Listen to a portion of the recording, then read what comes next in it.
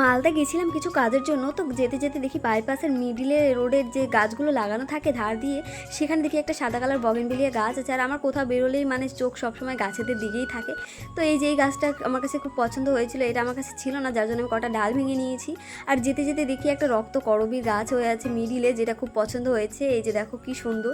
তো নিয়ে আমি তো পুরো নাচা শুরু করে দিয়েছি। এই যে বাড়ি আসার পরে এই যে দেখো গাছগুলো আমি বসাবো কীভাবে।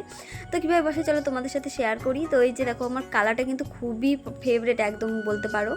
তো এই গাছটা আমি অনেকদিন ধরে খুঁজছিলাম, কোথাও পাচ্ছিলাম না, রাস্তায় দেখে তো একদম মহা খুশি আমি। তো এই যে কটা ডাল ভেঙে নিয়েছি।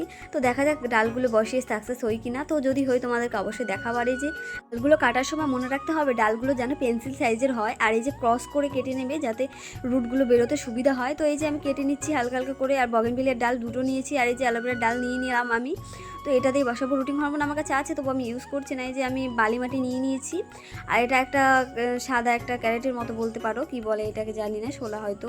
তো এই যে আমি একে একে বসিয়ে নিচ্ছি সবগুলো। তো যদি হয় তোমাদেরকে অবশ্যই দেখাবো। আজকের জন্য এতটুকু, এটা।